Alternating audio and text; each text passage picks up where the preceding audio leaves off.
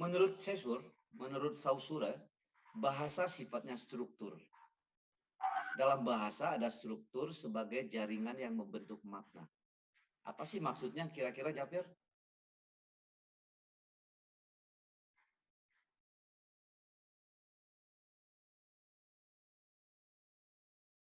Fir, kamu jurusan apa, Fir?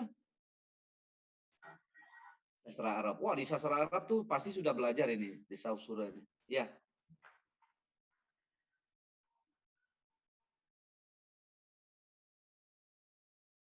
Nggak ikut ya.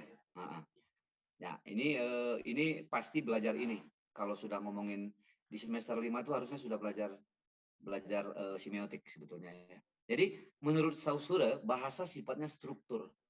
Ada struktur, ada tatanan di balik bahasa itu. Misalnya saya mau pergi ke WC gitu. Itu kan ada strukturnya, kan nggak tiba-tiba ngomong mau pergi ke WC kan. Kenapa dia pergi ke WC gitu? Mungkin dia mau buang air besar atau buang air kecil, tetapi kenapa dia bicara sama kita gitu? Itu juga struktur sebetulnya. Ada yang menggerakkannya. Nah, Saussure itu lebih menguliti ke situ gitu. Jadi makna bahasa itu dia melihat ada struktur di balik itu gitu. Di balik bahasa itu ada struktur. Kenapa dia ngomong gitu? Kenapa dia melakukan itu? Kenapa dia berkata begitu? Itu ada struktur yang memerintahkannya. Oke ya, paham sampai sini ya? Kita lanjut lagi.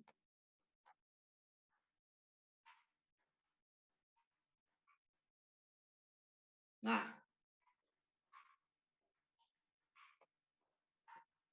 tentu sebagai teman-teman anak bahasa ini pernah memahami tentang ini ya. Gunanya bahasa dalam hidup kita tuh apa sih sebetulnya?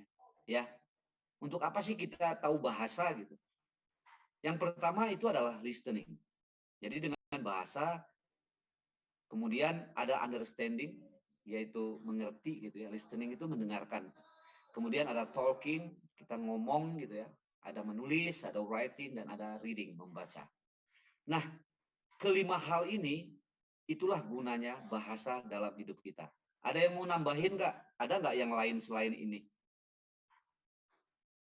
Bismil kan orang bahasa ya, Mil? Bismil manajemen, Pak. Oh, manajemen ya kamu ya? Iya, Pak. Kamu bingung nggak tentang topik keilmuan kita ya, semiotik ya? Bingung banget, Pak. Ya udahlah. Berarti pelan-pelan aja, Mil. Iya, Pak. Oke ya. Jadi Bismil belajar bahasa atau gunanya bahasa dalam hidup kita itu ada 5 hal yang paling penting. Yang pertama adalah listening. Mendengar ya, listening itu apa sih artinya? Mendengar kan ya? Mendengarkan. Kemudian understanding. Dengan mendengarkan kita mengerti, memahami. Kemudian berbicara, talking. Membicarakan. Kemudian writing, menulis. Kemudian reading, kita membacanya. Itu gunanya bahasa di dalam hidup kita. Ini dasar sih, baru permukaan. Minggu depan kita akan masuk ke semiotikanya di Saussure. Tapi saya ingin teman-teman memahami pemikirannya di Saussure dulu gitu ya. Selanjutnya, nah ini bahasa sifatnya eksistensial, rumahnya keberadaan kita. Aktivitas manusia selalu menggunakan bahasa. Ada nggak sih aktivitas yang menggunakan bahasa? Kira-kira Bismillah. Iya, Pak. Ada nggak kira-kira aktivitas yang menggunakan bahasa? Menggunakan bahasa semua, Pak. Enggak. Bismillah tiba-tiba menggaruk hidung, gitu ya. Iya kan? Bismillah menggaruk hidungnya. Bismillah ada bahasa dalam Bismillah. Benar, Pak.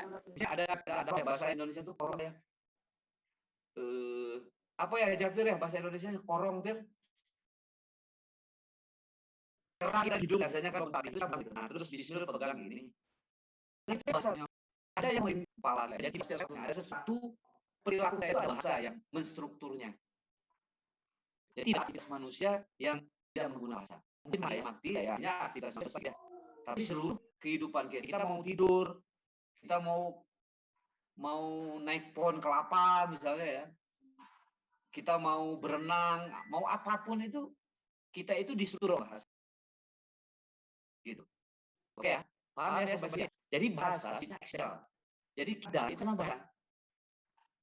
Kalau Heidegger gitu ya, ada salah satu tokoh Heidegger namanya. Itu disebut dengan keberadaan manusia. Manusia itu ada itu karena brain. Kita itu punya rumahnya itu bahasa. Ya, bismillah. Bismillah. Jafir ketawa-ketawa aja Jafir. Oke, Jafir. Terus ya, terus dulu ya. Karena kita memang harus jadi aktivitas manusia itu bukan bahasa, nggak mungkin menggunakan. Ya. Oke ya, kita teruskan. Kemudian bahasa ada kunci dalam manusia. Setuju nggak sih? Umum. Setuju, Pak. Kenapa? Karena ada kunci bahasa dan tempatnya orang. Kalau bahasa tidak pernah mengerti, Pak, memahami keadaan manusia itu seperti apa. Ya, tetapi bahasa dalam konteks itu kita menginstruksi ya, bahasa itu kan ada akan, jadi ada ulang. Tapi ketika kita melihat Jafir misalnya, Jafir itu ketawa, sebetulnya bahasa Jafir itu. Dan kita harus berupaya, kita berpikir kenapa sih Jafir itu ketawa? Nah itu artinya kan itu bahasanya Jafir. Nah perhatikan gitu. Kan Jafir nggak ketawa, nggak usah. Tawa aja, lu lihat Jafir atau aku lihat Jafir. Kenapa sih Jafir ketawa? Nah, saya berupaya untuk memahami Jafir dengan bahasanya Jafir. Bahasa ketawa itu gitu. Paham ya teman-teman ya? Oke, jadi bahasa adalah kunci dalam memahami manusia. Sulit memang kita tidak akan bisa memahami orang kalau nggak ada maka ada istilah bahasa tubuh gitu. Kan macam bahasa gitu. Kita bergerak itu ada bahasanya. Jadi bahasa itu sifatnya bukan saja teks dalam konteks verbal gitu, tapi ini yang apa namanya tahu.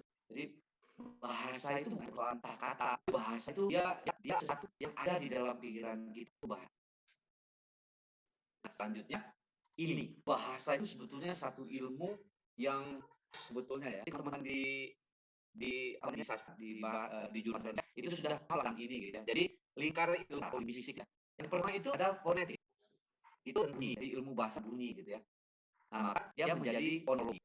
Kemudian yang selanjutnya adalah sintaksis, yaitu menghubungkan kalimat dan sebagainya gitu ya. Kemudian semantik, hubungan makna. Apa sih artinya ada ini?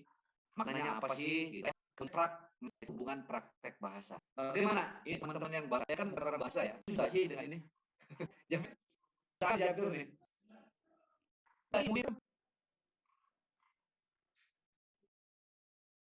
Hidupin dulu itunya.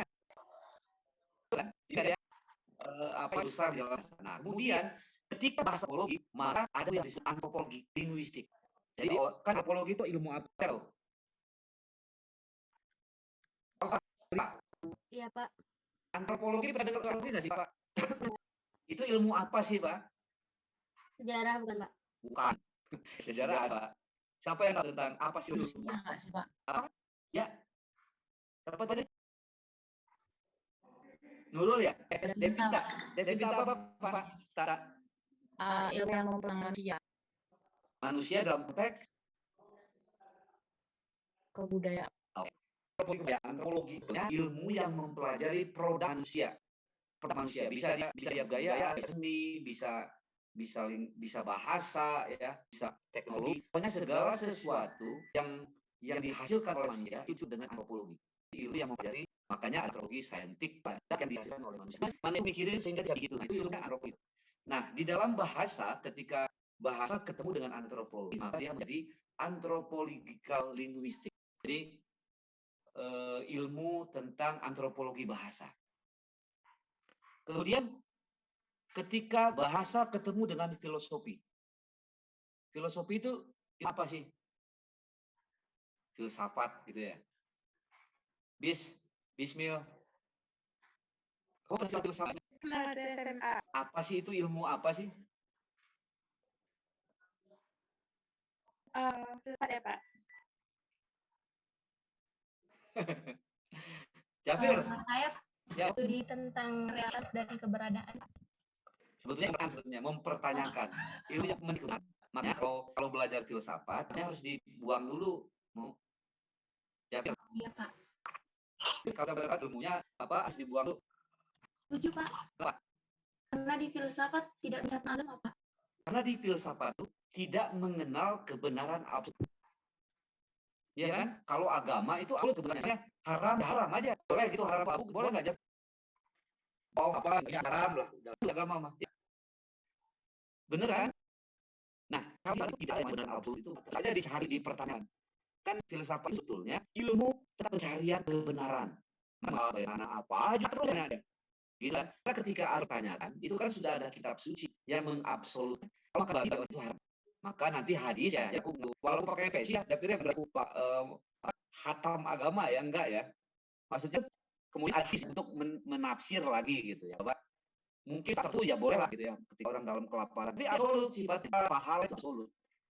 Nah, filsafat atau filosofis itu adalah yang tentang kebenaran. Maka filsafatnya sederhana sebetulnya. Hanya pertanyaan, mengapa kok Jafir kalau tawa, mengapa kok bisnis cantik misalnya? Nanti dijawab tuh, jadi orang tua, ya kenapa kok jawab? Terus aja bertanya gitu kan. Nah itu filsafat. Sebetulnya filsafat itu disebut sebagai sumber ilmu pengetahuan. Sumber ilmu pengetahuan itu ada pertanyaan. Kalau bertanya kan, mengapa orang bertanya? Karena orang bertanya ini mengetahui jawaban. Jadi ketika ilmu filsafat atau filosofis ini terhubung dengan bahasa, maka ada yang disebut ilmu filosofikal linguistik. Ilmu bahasa itu memang wah penting banget. Setuju saya di satu sisi dari saya suruh ini aku setuju pikirannya. Kemudian memang ketika ilmu bahasa itu ketemu dengan psikologi, ada istilahnya ilmu psikologi psikologistik. Nah, di polisi ada banyak yang tentang ini dari bahasa melihat secara psikisnya kecerdasan atau disebut dengan artificial intelligence. Itu tidak ketemu bahasa menjadi computational linguistik. Maka ketika bahasa bertemu dengan literatur dia menjadi stilistik. Peristilistik sih. Kan ada yang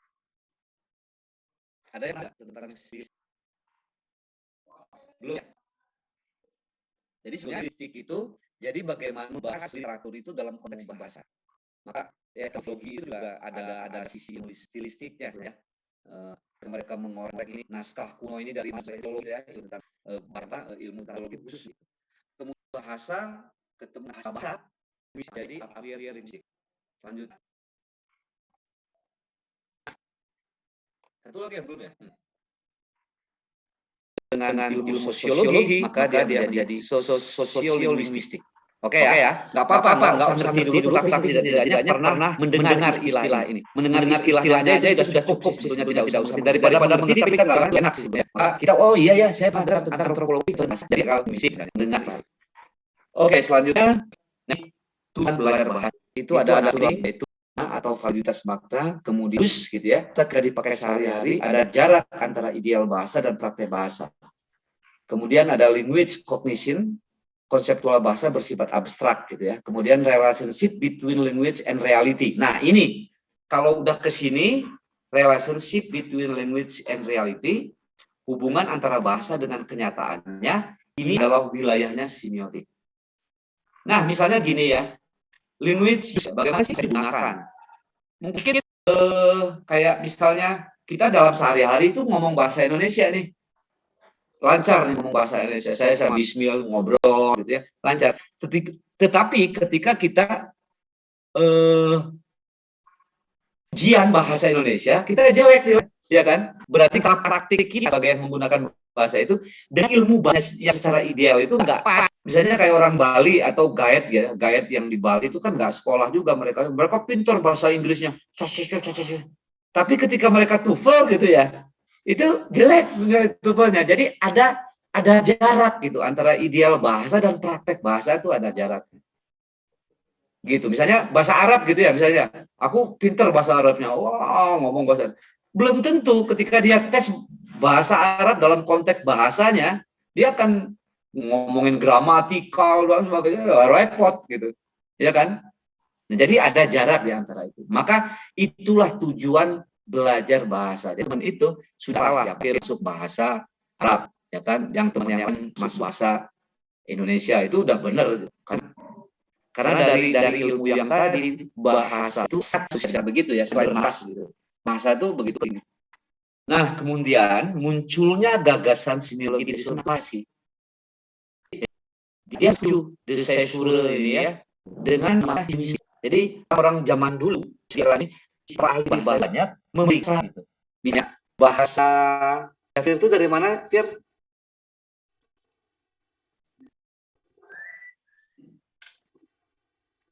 Dari Bima. Ada nggak sih bahasa misalnya? Ada bahasa namanya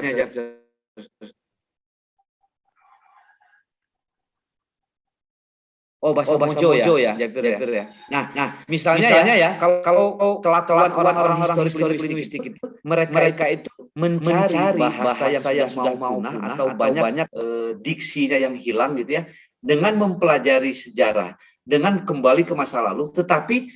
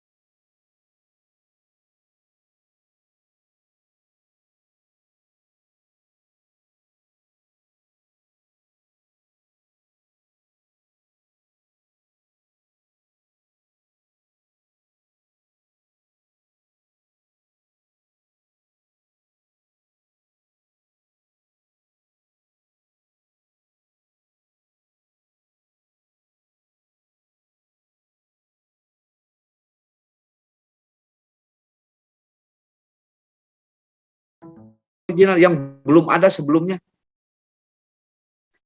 Nggak bisa lah Pak, kan ada lihat dari punya orang lain juga. Ya, ada pengaruh kan, saling mempengaruhi. Maka kata si Ferdinand de Saussure itu omong kosong. Eksistensialisme itu nggak bisa, manusia itu nggak bisa. Misal ya, saya orang film misalnya, atau saya orang musik, saya bikin musik. Di kepala saya itu ada bahasa yang menstruktur saya. Pasti ada yang mempengaruhinya. Maka nggak mungkin orang itu bisa eksistensial, itu nggak bisa. Wah bisa, nanti kalau kita hidup di hutan, ya kan tetap dia akan beradaptasi dengan struktur lingkungan dia waktu di hutan. Dia akan butuh makan, dia akan pasti dia harus beradaptasi dan sebagainya. Nggak mungkin dia hidup sendiri, itu nggak mungkin. Atau kamu tuh harus idealis dong, nggak mungkin orang itu bisa idealis tuh. Dia pasti akan dipengaruhi oleh strukturnya. Nah, struktur itu adalah apa yang menjadi regulasi-regulasi di masyarakatnya. Itu struktur. Oke ya. Jadi Ferdinand de Saussure itu sebetulnya ya, dia melakukan semacam reaksi terhadap subjektivitas eksistensialisme. Jadi sebelum masanya de Saussure itu, pada masa dia hidup itu, ini filsafat eksistensialisme ini sedang hot-hotnya gitu, bahwa manusia itu harus menjadi dirinya sendiri. Nggak bisa. Orang itu tetap akan tergantung sama strukturnya. Jafir itu kalau dia misalnya, wah bisa saya Pak, saya hidup aja di hutan sendiri, bisa gitu, nggak makan, nggak minum gitu. Ya, pasti ada bahasa kan dengan lingkungannya tuh, pasti mempengaruhi lingkungannya. Nah, ketika kita harus bertahan hidup, itu adalah pengaruh regulasi lingkungan kita gitu. Kita harus bertahan hidup, maka kita harus makan pisang misalnya ketika di hutan. Nggak bisa. Atau yang tadi ya, bahwa kita harus original nih karyanya. Nggak bisa orang original karya. Pasti dipengaruhi oleh struktur yang ada di dalam kepalanya. Nah, struktur yang ada di kepala manusia itu tidak bisa dilepaskan dari lingkungan sosialnya. Oke, sampai sini paham nggak teman-teman? Ini saya hanya menyerang Jafir sama Bismil aja ya. Coba. Alifa, Pak? Ya, Pak. Paham nggak, Pak?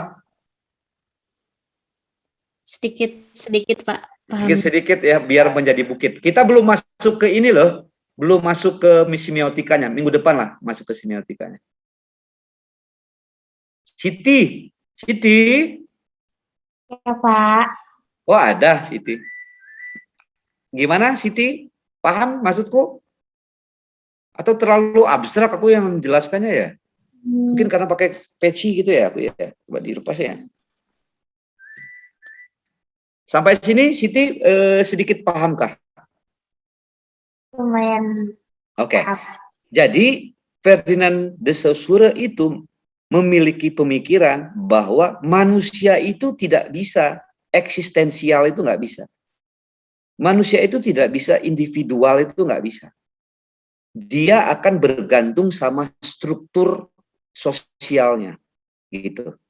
Jadi omong kosong orang bisa membuat karya original atau orang itu harus ideal, nggak bisa. Kata si Ferdinand de Saussure itu. Maka muncullah mazhab yang disebut dengan strukturalisme. Ini orang bahasa ya. Ferdinand de Saussure itu sebetulnya orang bahasa, dia bapak semiotika sebetulnya. Nah, sebetulnya kemarin harusnya kita belajarnya dari sini dulu sebetulnya gitu ya, karena agak lebih mudah memahami dibanding Peirce ya. Peirce mah kan kalau kita lihat segitiga makna itu kan masing-masing itu kan wah dia punya pemahaman. Tapi nggak apa-apa, kita bikin bingung aja dulu, nanti melekat kok. Karena gini ya, saya percaya dengan mazhab yang disebut dengan skenario oleh Tuhan itu. Jadi skenarionya kadang-kadang bingung, itu juga satu skenario gitu yang harus kita nikmati gitu ya. Oke, saya teruskan dulu. Nah, ini ciri strukturalisme. Cirinya adalah ada 3 tuh. Desentralisasi manusia. Manusia itu tidak superpower, nggak mungkin. Karena manusia itu bergantung pada strukturnya. Jadi manusia itu tidak mungkin superpower, segalanya bisa, itu nggak mungkin. Karena dia bergantung pada strukturnya. Nah, ini yang disebut dengan desentralisasi manusia. Kemudian yang kedua adalah kematian manusia itu sebagai subjek. Jadi artinya manusia itu tergantung pada yang mengatur lewat struktur. Jadi ada yang mengatur kita ini. Jadi diri kita itu sebetulnya diatur gitu oleh. Nah, yang mengatur itu struktur. Nah, sampai sini paham nggak sih? Jafir lagi nih kayaknya nih.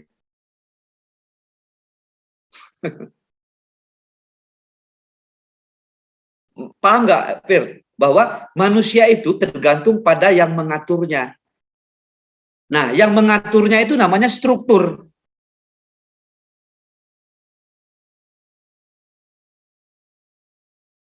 Maksudnya gini, di dalam pikiran, kan Jafir itu punya cita-cita ingin menjadi ahli bahasa Arab. Cita-citanya Jafir itu kan sebetulnya bukan Jafir sebetulnya. Tapi karena struktur yang mengatur, Fir. Bener nggak sih? Nah, kalau iya, berarti udah agak paham lah tentang struktur itu.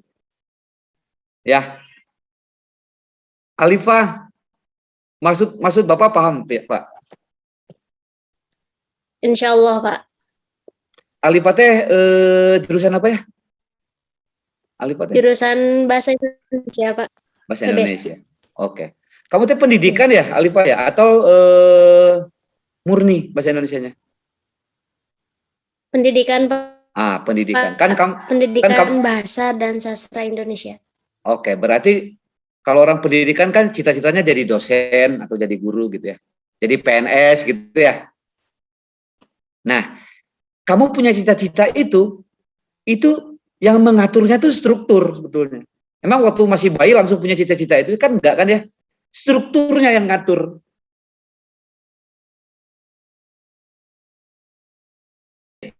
Itu disebut dengan kematian manusia sebagai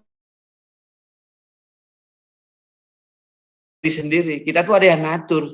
Struktur pengaruh sosial kan. Misalnya Pak itu ketika SMA selain menyenangi bahasa, karena ada yang disebut dengan kecerdasan bahasa ya, tetapi lingkungan sosialnya itu struktur tuh. Misalnya Alifah itu bapaknya guru, atau Alifah melihat dosen, aku mau jadi dosen bahasa, atau melihat guru gitu. Itu struktur karena lingkungannya. Coba kalau nggak ada lingkungan sosialnya kan nggak mungkin ada struktur itu.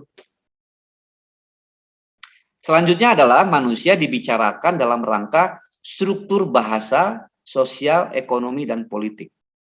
Seluruh kebutuhan manusia tergantung pada struktur. Misalnya Alifah, wah enggak, misalnya strukturnya itu kan bahasa, ada struktur sosial, ada struktur ekonomi dan politik ya. Enggak, aku enggak ikutan politik. Sebetulnya, misalnya gini, enggak, aku enggak ikutan politik kok, kata Siva ya. Nah, dengan mengatakan begitu, itu sudah pilihan Alifah, pilihan politik Alifah, tidak ikut dalam politik. Dan Alifah itu sudah berpolitik juga. Tapi kita harus pisahkan ya, bukan politik praktis, bukan ya. Tapi politik itu kan dari, apa itu istilahnya itu? Kepentingan kan sebetulnya ya, kan persoalan-persoalan kepentingan tuh, politik itu. Jadi sehingga ketika aku nggak ikut politik, kamu tuh sebenarnya sudah berpolitik, tapi pilihannya tidak pro misalnya.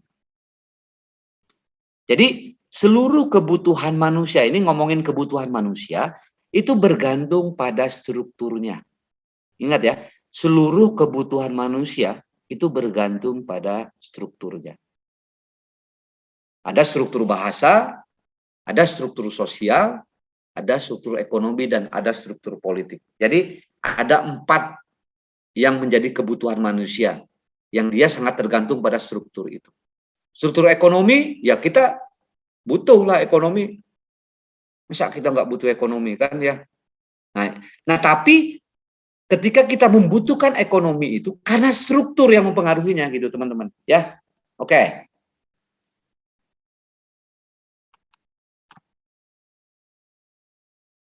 Nah, saya stop dulu deh.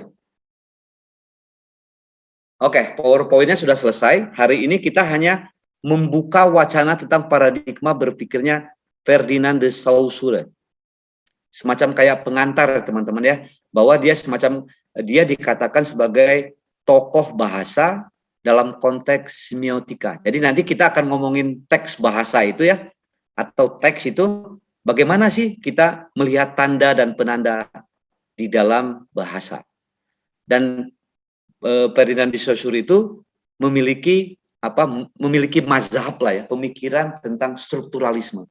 Nah, malam ini kita sedang membuka secara permukaan saja apa sih strukturalisme itu. Jadi kesimpulan strukturalisme itu adalah kita sebagai manusia itu tidak bisa dilepaskan dari struktur sosialnya. Nah, itu yang disebut dengan istilahnya strukturalisme. Nanti ada strukturalisme Levi-Strauss. Bagaimana kita memahami struktur itu, ada apa di balik struktur gitulah kira-kira ya. Berat ya. Oke, sampai sini ada pertanyaan kah? Sebelum kita ke pembahasan tentang penulisan artikel ya. Ada pertanyaan? Sudi? Tapi kalau enggak, kalau tidak ada pertanyaan berarti sudah mengerti ya. Nah, itu penting tuh mengerti itu. Walaupun sebetulnya bisa mengerti bisa tidak, tapi yang penting itu harus bingung. Nah, bingung itu yang penting. Gitu ya, teman-teman. Oke, sekarang mohon dimaafkan saya dengan kesibukan saya kemarin 1 minggu kemarin ya. Saya ada pelatihan nih. Udah nggak mungkin gitu. Jadi pelatihan namanya itu pelatihan asesor kompetensi. Jadi saya nanti itu akan menguji mahasiswa ketika mereka mau mendapatkan sertifikasi kompetensi gitu. Kira-kira gitulah ya. Dan pada malam Jumat kemarin itu saya ujian dan ujiannya kompeten gitu lah. Kira-kira gitu. Hasilnya tuh kompeten. Sebetulnya agak berat sih saya ikut pelatihan itu ya, tapi karena kami masih sedikit dosennya sehingga mau nggak mau ketua prodi juga harus ikut gitu ya. Jadi mohon dimaafkan saya kemarin kita belum bisa ketemu. Oke. Hari ini malam ini kita kan membahas tentang topik-topik yang sudah teman-teman pilih kemarin. Nah, topik-topik teman-teman kemarin itu kan membaca film gitu ya, membaca film ya. Siti juga membaca apa ya kemarin ya, Siti? Ya, Pak. Kemarin itu apa tugasnya Siti teh? Membaca ikon indeksnya Peirce tuh? Iya. Itu terus dijadiin jurnal. Tapi saya ganti film, Pak. Soalnya kemarin itu dia drama jadinya. Oke. Maksud saya hari ini itu kita akan mulai masuk ke judul dan latar belakang. Siapa kira-kira yang sudah punya orat-oret semacam catatan yang bisa dijadiin sampel gitu. Tapi sebetulnya gini teman-teman, ini mah kan hanya ini dulu ya. Nanti toolsnya kita mau pakai semiotikanya apa itu karena belum beres tahu semiotiknya ya. Kan Peirce oke lah, Peirce permukaan udah oke. Nanti Ferdinand de Saussure minggu depan baru mulai ke semiotikanya. Bisa sekalian dengan Roland Barthes. Roland Barthes itu kan nanti kan ada makna denotatif dan mitos gitu ya. Nah itu agak lucu juga gitu ya. Nanti tinggal teman-teman milih mau pakai apa pisau bedah analisisnya. Mau pakai Peirce atau mau pakai de Saussure atau mau pakai Roland Barthes gitu ya. Tetapi yang sekarang itu kita tentukan dulu apa yang mau dibaca dalam suatu film itu gitu. Nah, pertanyaan saya sekarang ke Siti. Siti itu filmnya apa sih? Kalau saya itu Indiana Jones and the Raiders at the Lost Ark, Pak. Oke. Nah, Di film itu apa isu yang memukau untuk di Kalau di film itu pasti tinggalan arkeologis, Pak. Itu dia, kalau di film itu lebih ke tongkat RA dan tabut perjanjian. Itu yang pengen saya bedah kalau di film yang saya ambil. Oke, berarti sudah bisa menentukan judulnya ya? Iya, Pak. Cuman kesalah sih. Hah? Sebentar. Udah ada sih judulnya. Sebentar ya, kita coba ya, kita bahas mulai dari judulnya. Sini. Oke, saya ketik ya. Supaya bisa kebaca, sebab judul itu ruhnya penelitian sebetulnya. Ruhnya itu judul. Apa? Siti. Saya makna arkeologis dalam film Indiana Jones and the Raiders _2 at Lost Ark, Pak. At Lost Ark. Makna arkeologis dalam film Indiana Jones ya. And the Rider And _2 the Riders _2 at Lost Ark. At Lost Ark. Gimana nulisnya itu? AT Lost ARK, Pak. At Lost Ark. art seni. ARK biasa. Oh, oke. Gini ya. Bapak, Ya. boleh izin sebentar 20 menit, Pak? Oh, boleh lah. Kamu mau BEM ya? Iya, Pak. Ada kuliah umum besok persiapan, Pak. Ya. Sok. Izin ya, Pak. Boleh. Makasih, Pak. Ya. Nah, berarti kan di sini kan makna ya. Makna arkeologis. Ini kan kata kuncinya ya. Apa yang mau diperiksa di situ sebetulnya? Tongkat RA, Pak. Di film ya tongkat RA. Tongkat Sama. RA gini. Iya, sama tabut perjanjian. Tabut Perjanjian. berarti dua hal ya sebetulnya ya. Ini tongkat RA dan tabut perjanjiannya. Apa kira-kira hipotesanya yang sudah akan kira-kira apa sih menariknya gitu?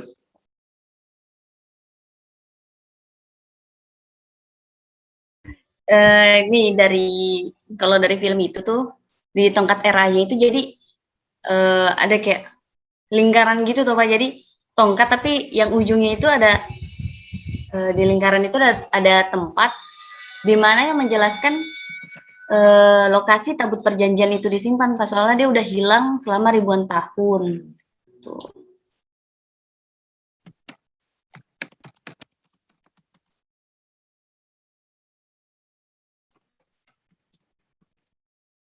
Kitab ini ya, gitu ya? Tabut perjanjian, Pak. Oh, tabut perjanjian. Tabut perjanjian. Tabut itu kitab berarti ya? Bukan kitab sih, Pak, kayak dia itu kayak box-box begitu berisi tulisan sih 10 perintah Allah ya, kalau nonis bilangnya Allah, kalau kita Allah. Oh, kayak Ten Commandment gitu ya? Ya, kurang lebih, Pak. Nah, yang akan dibongkar itu makna apa? Arkeologisnya, Pak. Soalnya kan dari tongkat era itu kan itu dari zamannya Fir'aun. Nah kan kalau di kita itu kan kalau arkeologis itu kan bendanya. Dimana kalau benda yang disebut benda arkeologis itu yang berusia lebih dari 50 tahun. Nah itu kan udah ribuan tahun yang lalu gitu ceritanya. Oke, berarti ini mau menggunakan analisis semiotik siapa, Siti? Charles Sanders Peirce, Pak. Karena kan kemarin Kamu udah ngerti gitu yang Charles Sanders Peirce? Paling yang permukaan ya? iya kan? Record, indeks gitu ya? Itunya ya? Iya kan? Oke. Iya. Berarti menggunakan analisis gitu ya, semiotika Charles Sanders Peirce. Gimana sih nulis Peirce Peirce gitu ya? Biar coba. Nah, udahlah, sementara Iya, itu ya. Iya, Pak. Kasih nulisnya. Oke. Makna arti. Ini menarik nih judulnya ya, Siti. Pak, sekalian kan saya ngaitin dengan jurusan saya sekalian Ah, ah. film gitu. Oke, kalau begitu yang pertama harus Siti buat minggu depan ya. Pendahuluan ya. Kemudian metodologi. Kemudian temuan dan pembahasan. Kemudian kesimpulan ya. Kemudian daftar pustaka. Oke. Nah, teman-teman semua mulai hari ini harus download Mendeley.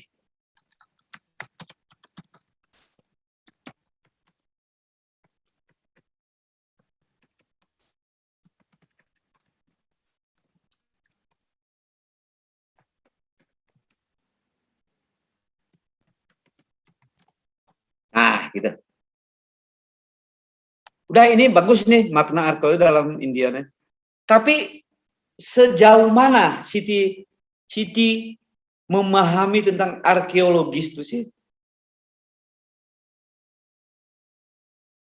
Lebih kalau di saya kan yang Peirce, Charles Sanders Peirce itu jadi saya lebih ngambil ke simbolisnya sih Pak, simbolisasinya sama keterkaitannya antara itu kan Indiana Jones itu kan ceritanya dia arkeolog, filsuf, ilmuwan gitu. Jadi paling dari icon ya, icon ke ya kayaknya sama semua deh Pak, nyambung deh. Ya, oke. Tapi apa sih ilmu arkeologis itu? Ilmu apa sih, Siti? Jadi kan ilmu arkeologis itu kita mempelajari semua tinggalan manusia mulai dari zaman prasejarah hingga zaman sekarang nih, zaman sejarah Pak gitu. Ya. Jadi yang disebut tinggalan arkeologis itu di mana usia benda itu lebih dari 50 tahun itu bisa dikatakan tinggalan arkeologis. Oke.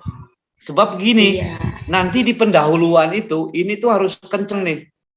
Pemahaman tentang makna arkeologis. Kita nanti akan ngomongin termasuk ini ya, termasuk apa namanya tuh studi literatur. Jadi di sini tuh ada studi literatur tuh di pendahuluan ini. Memang di beberapa jurnal ada yang dipisah gitu. Habis introduction ini kan introduction ya sebetulnya ya. Dia ada khusus gitu studi literatur. Tapi studi literatur yang dipisah itu dia akan ngomongin ada nggak sih sebetulnya yang pernah meneliti yang mirip kita gitu, semacam kayak kajian pustaka di dalam skripsi. Nah, sekarang pertanyaan saya, Siti ini dari mana sih, universitasmu? Universitas Halu Oleo, Pak. Oh, di Halu Oleo itu yang bab 2 itu apa judulnya? Kalau skripsi? Landasan teorika, kajian teorika, atau kajian pustaka? Lupa, Pak. Hah? Saya lupa kayaknya tinjauan pustaka deh.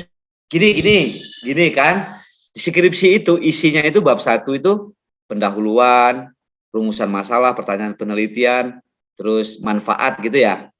Ini ya. Nah, terus nanti apa namanya struktur skripsi itu. Itu bab 1 tuh. Bab 2 itu ngomongin teori sebagai konsep berpikirnya kita di dalam penelitian ini gitu.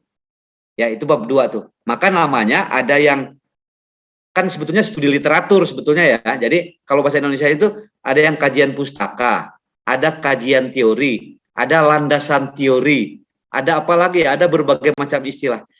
Nah, tetapi kita harus pahami itu teh. Bab 2 itu ya, kan bab 2 itu ya isinya. Bab 3 metodologi, bab 4 itu adalah temuan dan pembahasan.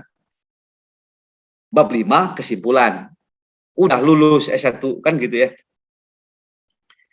Nah, maksud saya ini kita walaupun belajar semiotik, belajar film dan sebagainya ya di mata kuliah semiotik film dan televisi itu, saya ingin teman-teman itu sudah juga bersiap untuk tugas akhir. Kan ada yang semester 7 ya, semester 5 tuh setahun lagi loh teman-teman tuh ya, udah harus lulus gitu. Kan cita-citanya kan tepat waktu. Sehingga teman-teman itu sudah punya gambaran apa yang mau saya lakukan sih sebetulnya. Jadi ada ternyata analisis itu bukan hanya triangulasi ya dalam metode deskriptif analitik itu, tetapi juga ada analisis semiotik sebetulnya yang bisa digunakan. Sebetulnya untuk teman-teman bahasa itu sudah tidak asing dengan analisis semiotik sebetulnya teman-teman bahasa itu. Mudah-mudahan itu bisa menjadi gambaran metodenya apa sih aku nanti gitu untuk skripsi saya ini kayak gitu loh. Jadi itu akan siap. Jadi tidak tiba-tiba nanti udah di semester 7 tuh bingung gitu. Kan itu kan kebiasaan teman-teman tuh gitu ya. Di semester 7 tuh bingung gimana ya. Padahal kan gampang skripsi itu. Nah, maksud saya di mata kuliah ini kita akan mencoba untuk teman-teman tuh nggak shock nanti pas di semester akhir gitu ya. Itu udah ketemu topiknya tuh udah ketemu dari sekarang. Setidak-tidaknya secara teknis dalam penulisan skripsi itu udah benar. Nah, pertanyaan saya di Siti itu bab 2 itu apa? Landasan teorikah, kajian pustakakah, atau kajian teori, atau apa gitu? Apa sih? HP aku lemot Pak, lagi nyari buka skripsi senior tapi nggak kebuka-buka nih. Oke. Gini, saya hanya ingin menerangkan. Kajian pustaka itu berbeda dengan kajian teori, Siti. Nah, sekarang ke Siti Ailani yang sedang bersembunyi di balik jari jemarinya. Iya, Pak. Siti Ailani dari mana sih? Dari Padang, Pak. Oh, dari Padang juga. Oke. Sit, kalau di Padang, bab 2 itu isinya apa sih skripsi itu?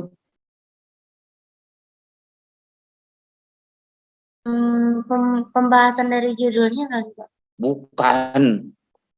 Bab 1 itu kan latar belakang. Bab 2 itu ada kajian pustaka, ada kajian teori, ada landasan teori gitu ya. Di bab 2 tuh. Kita sedang mau membahas tentang bab 2 ini sebetulnya. Terus bab 3 metodologi itu mah sama lah ya. Bab 4 itu temuan dan pembahasan, bab 5 itu kesimpulan. Kemudian daftar pustaka, kemudian lampiran-lampiran. Nah, di Siti itu, di Siti Ailani, ini semester berapa sih? 3, Pak. Oh, masih muda ya, kamu belum ke situ ya. Tapi sudah masuk ke ada mata kuliah metodologi penelitian kan sih? Belum sih? Belum, Pak. Belum ya. Oke, ini hanya bayangan saja ya. Ada perbedaan sebetulnya Siti Nurmala ya antara kajian pustaka dengan kajian teori. Apa kira-kira perbedaannya? Jafar hilang, Jafar. Subarkah aja. Kah? Subarkah? Iya, Pak. Apa bedanya kajian pustaka sama kajian teori, Subarkah? Bedanya warga kurang tahu, Pak. Tapi kalau kajian teori itu, setahu warga itu membahas tentang teori-teori yang telah yang penulis bahas gitu, Pak. Misalnya tentang pengertian film gitu, pengertian dan dakwah gitu, Pak. Kalau kajian pustaka kurang tahu warga, Pak. Oke, sip. Tentang kajian teori udah terjawab ya sama Subarkah. Artinya bahwa si judul tadi sebagai ruh penelitian kita itu akan dijelaskan secara konseptualnya di bab 2. Misalnya ya, kita ngomongin Siti nih. Berarti harus ada teori makna tuh. Kalau kajian teori ya, di bab 2 tuh harus ada teori makna. Kemudian ada teori arkeologis. Terus sekarang ngomongin film Indiana Jones, maka harus ada teori filmnya, ya kan? Kemudian ternyata kemudian ada yang belum tersurat gitu ya. Misalnya di metodologi itu kan di latar belakang itu kan ada rumusan masalah tuh. Ternyata dia menggunakan semiotik, maka harus ada konsep semiotik secara teori di bab 2. Begitu ya. Kemudian nanti ada juga tentang Indiana Jones. Apa sih Indiana Jones itu? Satu-satu film, tapi berdasarkan teori orang lain, ya. Misalnya makna itu menurut para ahli itu apa sih? Arkeologi menurut para ahli. Nah, itu di bab 2. Itu namanya kajian teori atau landasan teori. Nah, untuk apa bab 2? Itu untuk konsep kita gitu, untuk pegangan kita supaya nanti di bab dia harus bekerja, di bab 4-nya harus bekerja. Nanti kita bahas ya, bagaimana sih dia kok bisa bekerja. Jadi dia bukan hanya tempelan doang gitu, tapi dia tuh harus bekerja. Inilah yang menjadikan dia menjadi ilmiah gitu. Argumentasinya itu masuk akal gitu kan. Kalau kita ngomongin makna, menurut saya kan nggak boleh menurut saya di dalam tulisan ilmiah itu. Dia harus diujikan. Nah, itu namanya kajian teori. Nah, kalau kajian pustaka itu adalah hasil-hasil penelitian orang lain yang kira-kira dia dekat dengan penelitian kita. Itu kajian pustaka. Lalu kita akan komentari supaya tidak terkena kita yang disebut dengan plagiasi. Misalnya Jafir ya, ngomongin tentang teori semiotik dia ngambilnya, tapi tentang bahasa Arab pada keturunan Arab misalnya ya, di Bima misalnya. Bagaimana sih komunikasi mereka? Ada nggak sih penelitian yang sedikit dekat dengan itu? Nah, nanti ternyata ada 1 atau 2 penelitian yang dekat dengan topiknya Jafir, itu kita hadirkan di kajian pustaka itu. Si orang ini meneliti tentang ini, bedanya dengan saya apa? Adalah ini. Nah, itu kajian pustaka namanya. Paham ya? Nah, kajian pustaka itu untuk saat sekarang itu harus ada. Makanya di beberapa universitas, misalnya di Unpad tuh ya, di Unpad itu dia ada 2, kajian pustaka dan teori gitu. Ada tuh dia di bab 2-nya tuh gitu. Kajian pustaka dan teori. Jadi di awal itu dia membahas dulu hasil-hasil penelitian orang lain yang dekat dengan dia gitu, yang agak mirip gitu. Paham ya? Yang agak mirip. Lalu dia komentari. Ada yang mirip dengan penelitian saya. Seakan-akan gitu ya, kita bahasa sederhananya. Ada loh yang mirip dengan saya. Tapi beda. Nah, bedanya itu adalah ini. Itu kajian pustaka. Kan teman-teman yang sastra Indonesia kan paham lah ya. Kajian itu apa, pustaka itu apa. Jadi kalau kita mengkaji kan berarti kita memeriksa gitu ya. Atau menganalisis suatu hasil temuan orang lain. Untuk apa? Yaitu untuk mengkomparasikan dengan penelitian kita teh nggak sama gitu. Makanya kan dalam strukturalisnya di Saussure itu Subarkah itu nggak mungkin bikin skripsi yang betul-betul original itu ya nggak mungkin Subarkah. Karena pasti di kepalamu itu ada struktur yang ngatur. Nggak mungkin itu. Itu yang disebut dengan strukturalisme. Bisa nggak kita bikin karya skripsi yang belum ada sama sekali di dunia ini? Ya nggak bisa. Karena pikiran kita itu bergantung struktur, kira-kira gitu ya. Nah, mungkin dengan lebih sederhana, kalau dicontohkan skripsi, mulai rada paham ya, tentang de Saussure, atau apa sih strukturalisme itu secara sederhana tuh gitu. Oke, kira-kira begitu ya teman-teman. Jadi, itu bedanya antara kajian pustaka, kajian teori, landasan teori. Jadi, kajian pustaka adalah hasil penelitian orang lain yang dekat dengan kita, yang mirip dengan kita, itu ditampilkan gitu. Dan kita akan menerangkan bahwa penelitian ini beda dengan kita. Karena dia misalnya tetap sama, misalnya tentang bahasa Arab gitu. Tapi dia tentang apa gitu.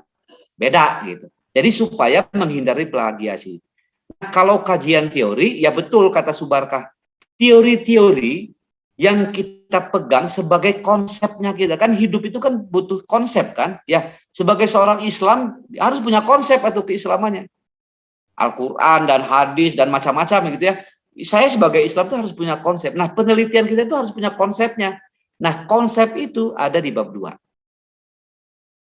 Oke ya, paham ya? Nah, sekarang kalau dia ngomongin artikel, sebetulnya itu intisari satu tulisan yang diintisarikan. Jadi betul-betul dia intisari gitu ya. Makanya dia hanya 15 lembar gitu. Tapi isinya secara garis besar itu sama persis dengan skripsi, tesis, dan disertasi. Maka isinya adalah pendahuluan, ya kan? Metodologi itu sebetulnya kalau di skripsi itu apa? Bab 3 metodologi itu. Ya kan? Benar nggak, Syuti? Benar kan? Nah, maka di pendahuluan ini ada yang disebut dengan literatur framework. Jadi di sini itu ada satu risalah ya yang ngomongin tentang bab 2 sebetulnya. Tentang misalnya kayak ini ya, kayak Siti. Di pendahuluan itu ngomong dulu fenomenanya apa sih yang ditangkap gitu ya,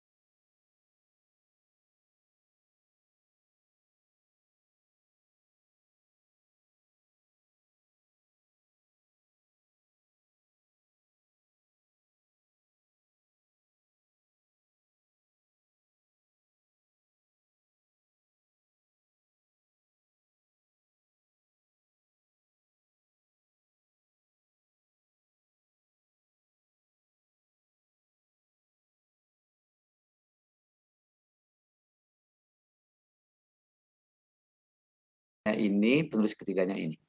Yang abstrak itu harus ada memang, abstrak. Tapi nanti aja, abstrak mah terakhir ya. Bagaimana kita mau bikin abstrak kalau penelitiannya belum selesai? Karena abstrak itu inti sari dari seluruh penelitian kita. Nah, di dalam abstrak itu, dan abstrak itu nanti anak teman-teman bahasa Indonesia yang lebih keren ya, itu nggak boleh ada kata-kata yang sifatnya ragu-ragu, nggak boleh. Gitu ya. Jadi misalnya, nah ini abstrak Indonesianya. Penelitian ini mendiskusikan pola permainan alat musik keroncong dan tenor serta penerapannya pada lagu Cantai Manila. Kedua alat musik ini merupakan identitas keroncong. Nah, ini kedua alat musik ini merupakan identitas keroncong gaya Jakarta. Jadi maksud saya itu fenomenanya. Latar belakang kita tuh itu gitu. Ini penting gitu ya, diteliti gitu ya. Jadi di sini itu sebetulnya dia sampai sini ya, sampai sini. Nah, ini sebetulnya menggambarkan pendahuluan, gitu ya. Kemudian ini menggambarkan apa? Jafir, ini menggambarkan apa, Fir? Metodologi penelitian. Metodologi.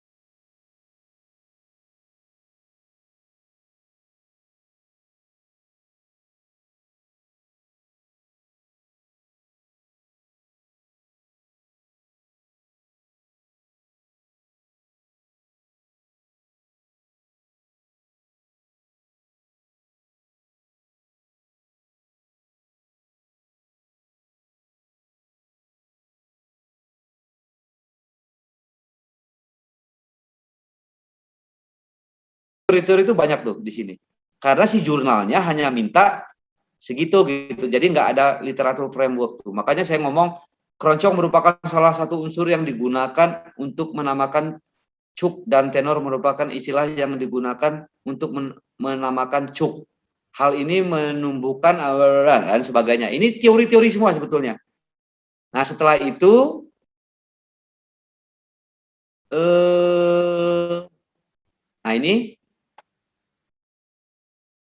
nah ini udah isi dan pembahasannya. Tapi setelah itu kita akan ngomongin tentang metodologi.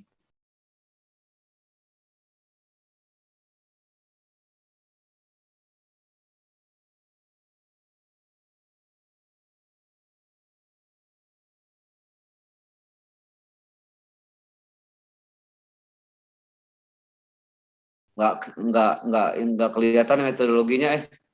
Ya, jadi intinya isinya adalah abstrak itu terakhir ya nanti ya. Pertama pendahuluan, metodologi, result and discussion atau temuan dan pembahasan, kemudian kesimpulan. Nah ini ya semacam penutup kalau ini jurnal resital ini punya isi gitu ya. Dia kesimpulan itu dia bikin penutup gitu. Kemudian setelah itu daftar pustaka. Nah ini kepustakaan. Nah ini gitu. Oke, sampai sini ada pertanyaan dulu kah?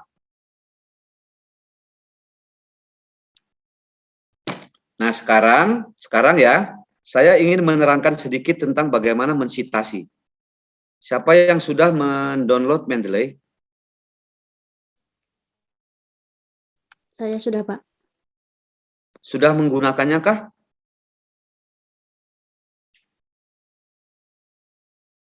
Alifa ya? Fa? Siapa yang tadi yang sudah ya? Sudah mendownload Mendeley?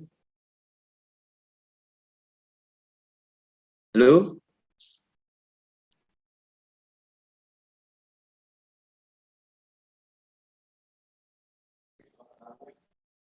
Siapa yang sudah mendownload Mendeley? Jafir udah belum?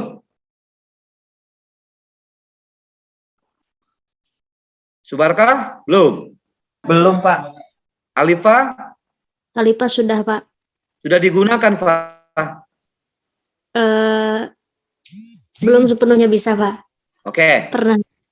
Sekarang saya praktikkan dulu ya, biar ini bukan kenang-kenangan ya, supaya ada bayangan lah ya, kira-kira ya. Saya ambil dulu satu artikel misalnya di saya.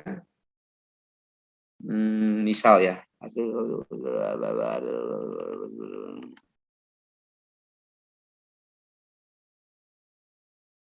Misal ya.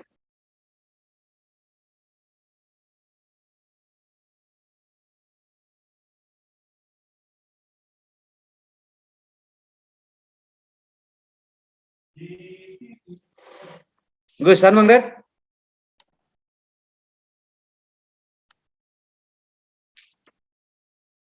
Nah, misalnya inilah. Nah, ini lalu belum share screen ya?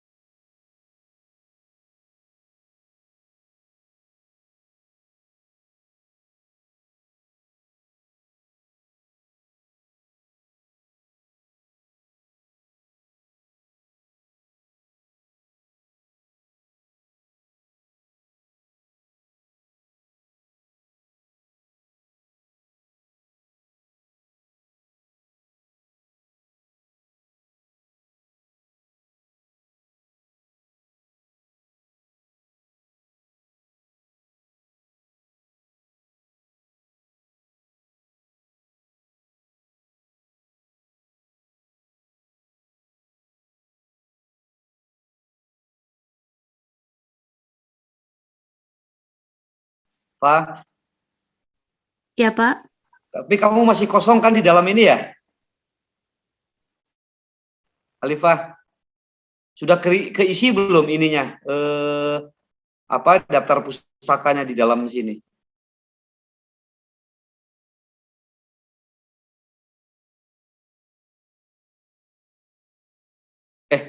Kelihatan nggak sih? Ini Mendeley-nya kelihatan nggak ya?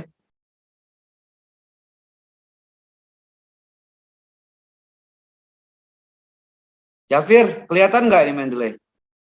Desktopnya.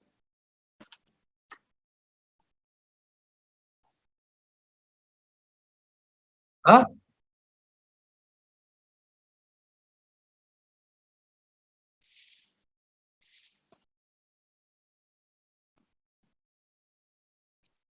Bukan Mendeley desktop kelihatan nggak ya?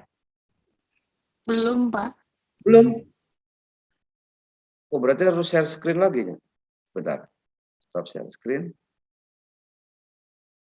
Nah, isinya tuh gini teman-teman.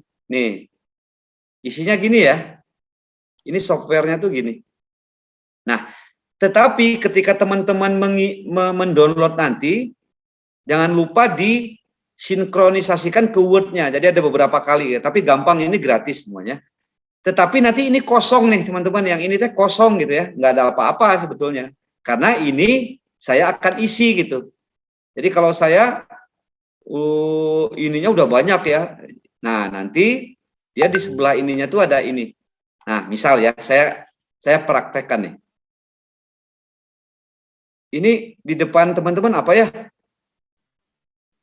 Subarkah? Artikel bukan? Apa, Pak? Di depanmu ini apa aja?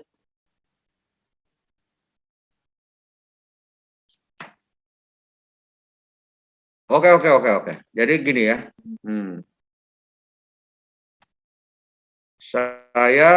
Nah ini ya. Nah ini artikel ya, Subarka ya. Saya hapus dulu. Oke, ini saya hapus dulu ini. Nah ini kan reference atau daftar pustaka. Nah ini daftar pustaka. Daftar pustaka. Ini saya buang ya. Nah ini udah Mendeley nih. Ini saya buang ya. Nah saya buang ya. Lalu saya klik di sini. Ini apa Bu Subarka? Bacaannya apa? Insert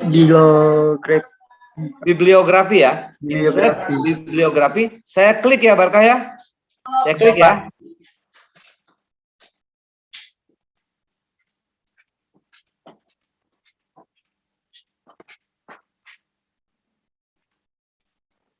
Nah, dia muncul sendiri nih. Nggak usah manual kan? Ya. Nah, tapi bagaimana caranya bekerjanya? Misal.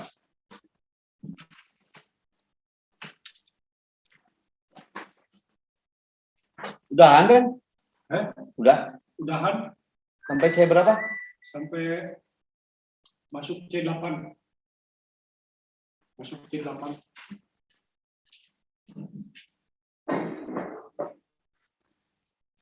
Oke, misalnya ini ya. Eksploitasi terhadap perempuan kini hadir dalam wajah baru melalui media massa. Media massa saat ini memiliki peran ganda ibarat dua sisi mata uang yang berbeda. Di satu sisi media berfungsi sebagai mediator untuk mencerdaskan dan kemajuan bangsa, namun di sisi lain media juga berperan untuk penindasan demi keuntungan dan mulusnya jalan kapitalisme. Pasar menuju budaya konsumen. Sampai sini aja lah ya. Demi keuntungan dan mulusnya jalan kapitalisme. Sampai sini titik ya.